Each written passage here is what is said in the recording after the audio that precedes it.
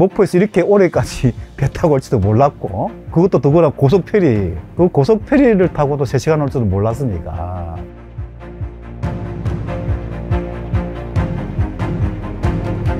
불편함의 그 최극단인 도시 문명과는 동떨어진. 그래서 이제 상태도에 처음 2015년도에 이제 들어오고 나서 그 다음에 이제 날개 달린 물고기라는 책을 읽었어요. 날개 달린 물고기는 상태도에 가면은 숭어 떼들이 그냥 어마어마하게 몰려드는 순간들이 있어요. 그냥 들어가서 이렇게 집으면 다 될 것 같아요. 물고기는 물속에서 살아야만 하는 숙명을 가지고 태어났잖아요. 근데 날개가 달려 있으면 그 물고기는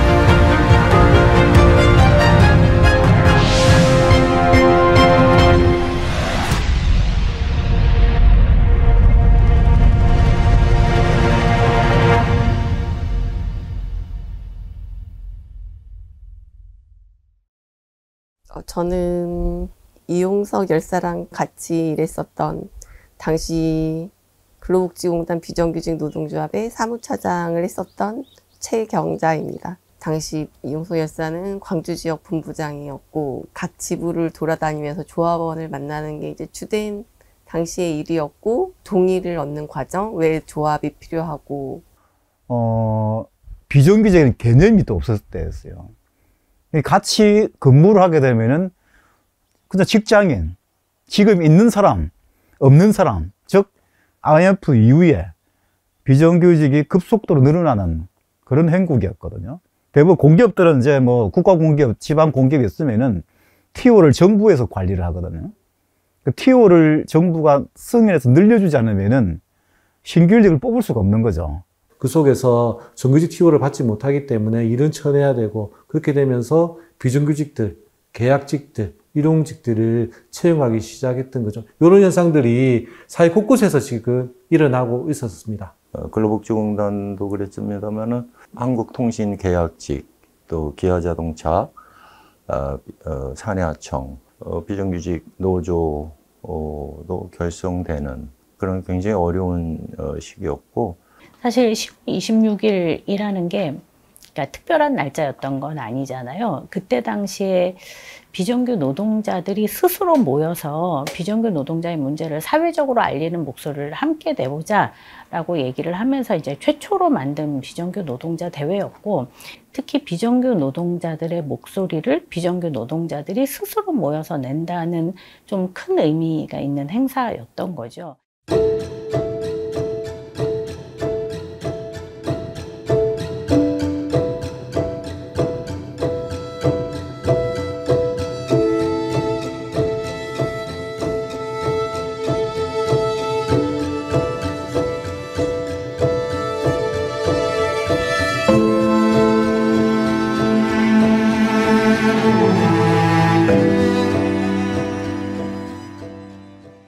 분신하기 하루 전에 제가 그때 이제 공공연맹 사무실이 성수동이었고, 새벽 한 2, 3시경에 사무실에서 책상에 앉아갖고 누가 뭐를 쓰는 걸 봤습니다. 봤는데 그걸 나중에 보니까 그게 이용석 열사였고, 그게 쓰는 게 유서였고. 그 대호를 정비하고 잠시 뭐 쉬는 시간처럼 있었던 것 같은데, 제가 이제 그 화단 쪽으로 가 있었는데, 그때 이용석 열사가 신발끈을 고쳐 매고 계셨어요.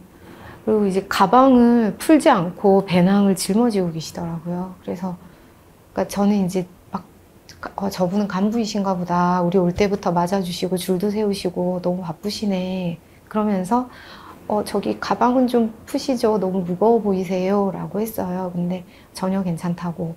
근데 진짜 그 표정이 절대 풀지 않을 표정이었어요. 그래서 그 다음날 종목교원에서 저 뒤에서 한 3번째, 4번째 정도에 앉았어요, 이용석 열사가. 근데 갑자기 비정규직 철폐라는 그거를 했고요. 일단 너무 무서웠고요. 그렇게 불을 가까이 해본 적도 처음이었던 것 같고,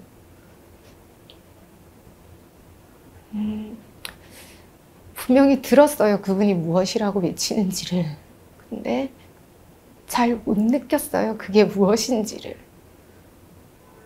나중에 그러니까 우리가 40일 동안 파업투쟁을 하면서 그게 정말 엄청난 의미라는 거를 점점 알게 됐죠.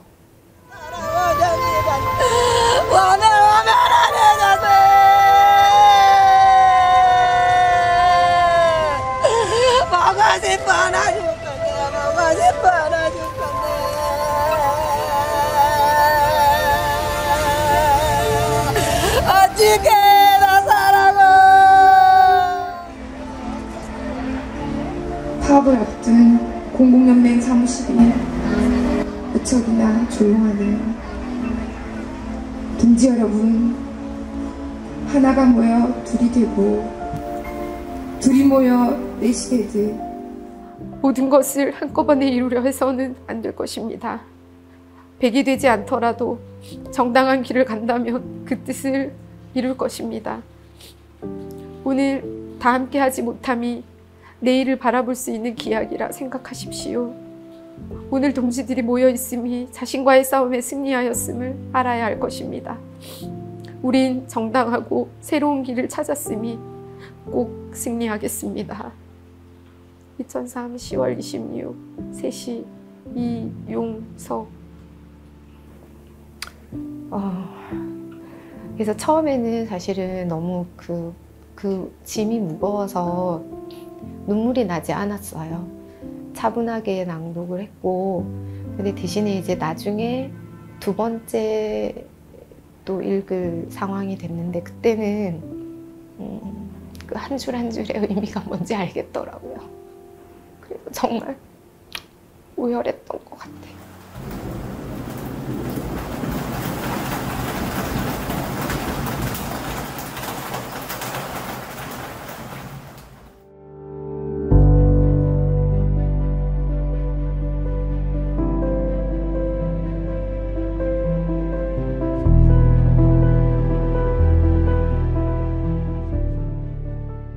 사실 20년이 지난 지금 시점도 그 사람에 대해서 온전히 100% 이해는 못하죠. 막연하게 짐작할 뿐. 왜? 그분하고 직접 이야기해 본 적도 없고, 그걸 이해하고 알고자 굉장히 노력을 많이 하고 있고, 지금도 궁금해하고 있고, 뭐 그런 상황이라고 볼 수 있습니다. 열사는 다 소중하고 등급이 없지만, 우리가 이제 전태일 동지를, 또 제가 일을 하고 있는 게 전태일 기념관이고요. 소중하게 여기는 이유가 있듯이, 우리가 이제 이용석 동지를 사실은 그때 이제 비정규 청년 전태일이라고 이제 명명을 하기도 했었는데요. 일단 투쟁의 의미를 떠나서 제가 이용석 동지한테 감명을 받았던 것은 그 진정성이었어요. 그 순수함. 그때 이제 광주에서였나요? 그 공부방 자원봉사. 그런데 그 비정규직 생활을 하고 하는 그 어려움 속에서도 그 산동네 아이들을 가르치는 일을 하고 있는 그 마음은 보통 그 어떤 인간에 대한 순수한 마음, 인간에 대한 그런 어떤 깊은 그 사랑의 마음 같은 게 없으면 결코 이게 하기 어려운 일이거든요. 그 첫 장면을 상태도에서 목포로, 그 어린 시절의 상태도에서 자라서 목포로 이제 공부하러 학교로 나오는 과정의 시간이 있어요. 그것이 원고지 매수로 지금도 기억이 나는데, 원고지 매수로 한 80매 정도가 되는데, 그걸 쓸 때 쓰기 시작해서 80매까지 손도 안 떼고 썼어요. 그게 느껴지니까. 한 학년에, 보통 중학교 1, 2, 3학년이면 한 학년에 한 7, 8명에서 10명? 이 정도. 그러면 1, 2, 3학년이니까 총 한 20명? 선생님들이 이제 자기 비용 각출해서 이제 비용을 떼기도 하고, 저녁 시간들은 항상 자기 시간을 할애해서 자원봉사 차원에서 다 한 거죠. 항상 밝은 모습을 보여줬었고 항상 매사에 진지하게 임했던 것 같아요. 저희는 예를 들면 직장에서 좀 그런 감정이 같이 올 때도 있었고 개인적인 뭔 약속이 있으면 빨리 정리하고 빨리 가려고 하는 느낌이 있었는데 책임감이 강했고 보면 기분이 좋았었어요. 항상 웃었기 때문에. 그 전주에 아마 체육대회를 했었던 것 같은데 축구를 같이 했었어요. 네. 축구도 잘하시고 굉장히 달리기도 잘했고 운동도 잘했고 뭘 배우면 그거를 남들보다 좀 더 뛰어나게 했던 것 같아. 왜냐면 상을 너무 많이 받아서 상자 안에 그 상장을 보관했는데 내가 그걸 깜지 종이로 썼거든. 너무 많이 받아가지고. 붕어빵 애들 되게 예뻐했던 거. 여름에 엄마 아빠 있는 애들 놀러를 가잖아요. 여름에 바닷가 같은데. 그러니까 붕어빵 애들 또 그때 되면 때 맞춰서 이렇게 같이 물놀이 가게 1박 2일 뭐 명사시이나 아니면 목포 근처에 있는 무안 그쪽에 있는 해수욕장에 놀러 가려고 거기 해수욕장 알아보러 다니고, 그 다음에 그 김밥이 우리 그때는 김밥도 왜 엄마 아빠가 소풍 갈 때 싸주잖아요. 그래서 걔네들이 놀러 갈 때 그 김밥을 싸주고 싶은 거야. 왜냐면 조부모들한테 있으니까 애들도 그걸 못 사니까. 그래서 김밥을 그것도 산 김밥 말고 집에서 20분 막 50명씩 그걸 싸서 김밥을 걔네들한테 먹이고 싶은 거야. 집에 있는 김밥을. 저랑 이모랑 그 김밥을 말고 내가 실컷 그것을 무한 그 해수욕장에 갖다 줬던 기억이 나요. 그렇게 이야기합니다. 저희 공방 선생님들끼리 이야기할 때는 우리 학생들한테, 자녀들한테나 이런 모습들이 이어지지 않았으면 하는 바람에서 그런 선택을 했을 거다라고 이야기를 하고요. 지금도 그 뉴스는 잊혀지지가 않습니다. 영석이 불타오는 모습을 방송에서 내보여줬던 모습이 또 제가 또 누가 저렇게 아까운 목숨을 버렸나 하고 이렇게 쳐다보였던 모습 아직도 지금 제가 잊혀지지가 않습니다. 죄송합니다.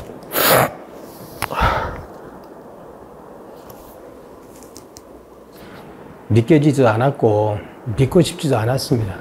저렇게 착한 사람이 왜 열사가, 왜 용석이가 저 모습에 있어야 되는지는 지금도 이해가 되지를 않습니다. 그리고 장례 입장에서 막 뭐라고 했습니다. 남아서 같이 지켜줘야지 이렇게 가버리는 경우가 어딨냐고.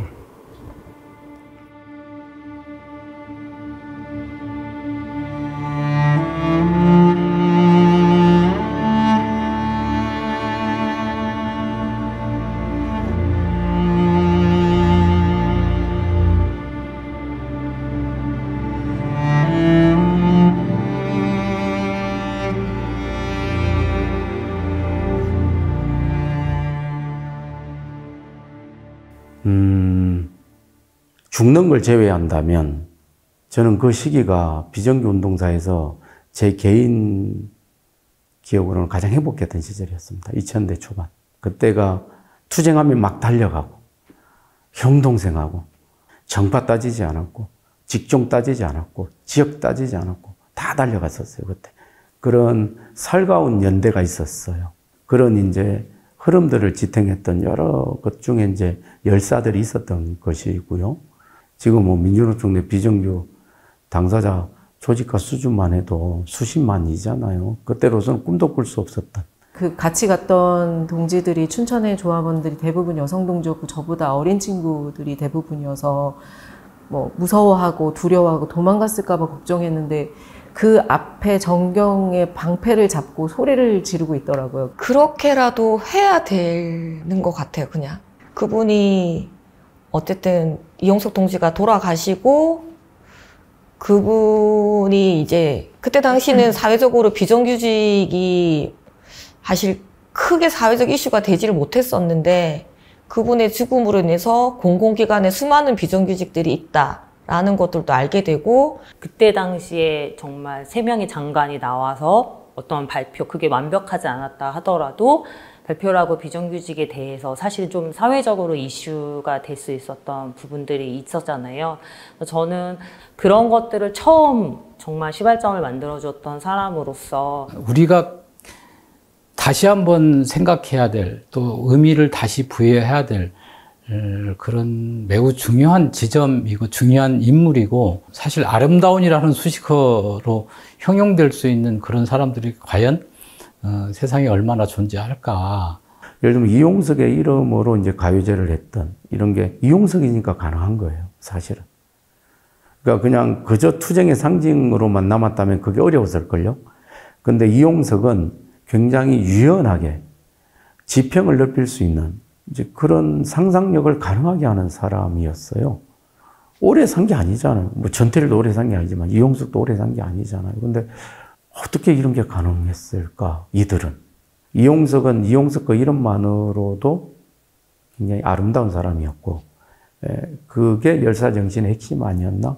그 아름다움의 요체를 놓치지 않는 게 저는 핵심 아닌가? 그걸 투쟁이라는 이름으로 저는 가리지 않았으면 좋겠다, 이런 생각이 있습니다.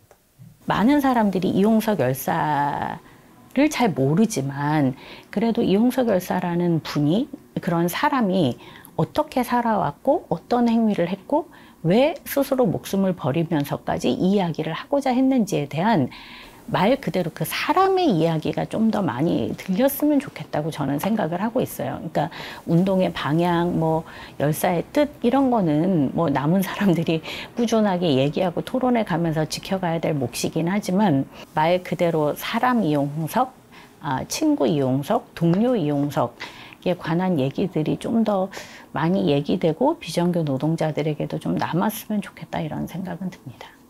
이게 오래 갈 수 있겠다. 서울 장례식장에서 그냥 동생이 무언가를 하려고 했는지 이렇게까지 할 수밖에 없었다는 그런 마음들을 그냥 동생 자체를 인정해 주는 것밖에 없겠구나. 그때 당시 장례를 그냥 함께 치르게 됐던 것 같아요. 그리고 많은 힘도 됐었고 이미 가족을 떠나서 본인이 함께 연대하고자 했던 또 다른 가족들이 있다. 이제 또 시대가 변하면서 그런 가족들이 새로 생기지 않으면 좋을 텐데 그런 것들로 인해서 조금 마음밭이 더 넓어지고 함께 할 수 있으면 기억할 수 있으면 처음에는 이용석 여사의 정신은 비정규직 철폐의 정신이 있다고 생각을 했었거든요. 근데 이제 다큐 영상을 만들면서 그것도 부분이었구나. 근데 그게 전부는 아니었다. 운동적으로만 생각을 했었는데 이분은 공부방 학생이었구나 생각이 많이 들어요. 그러니까 공부방 학생이라는 것도 우리가 딱 그냥 그게 집어서 말하는데 어린 친구들 그리고 어리고 연약하게 보는 당시의 동료들 뭐 심지어는 우리 그 당시에 공공연맹까지도 막 봤던 것 같아요. 그래서 이분은 누군가에게 희생이 필요하다고 생각했던 것 같고 그래서 그것이 이번에 좀 느꼈던 가장 중요한 그 생각이고 그 정신을 오히려 개성해 주기를 바라고 계신 게 아닌가 하는 생각을 많이 했습니다. 이제 어쨌든 이게 이제 제가 열사사업회 집행위원장을 20년 가까이 하면서 어쩌면은 이용석 여사의 정신이 어떤 것이라는 것을 오히려 가장 잘 몰랐지 않았냐는 생각을 하게 된 계기가 된 것 같아요. 운동의 방향, 열사의 뜻 이런 거는 뭐 남은 사람들이 꾸준하게 얘기하고 토론해 가면서 지켜가야 될 몫. 어리고 힘이 약한 그런 아이들에 대해서 자신의 어떤 그런 마음과 노력을 하려고 했던 그런 따뜻한 그런 청년 이용석. 옳은 길을 뚜벅뚜벅 같이 가면 거기에는 반드시 승리할 수 있는 길들이 열릴 수 있다라는 메시지를 주는 것 같기도 하고. 아니 그럼 이렇게 다 안 하면 누가 해? 그 사람 누가 기억해줘? 누가 얘기해줘? 그러면 너무 그 죽음이 헛되잖아요. 무언가를 위해 희생하신 분이 그냥 잊혀지는 거는 너무 슬픈 일이니까 누군가는 기억해줘야 되지 않을까.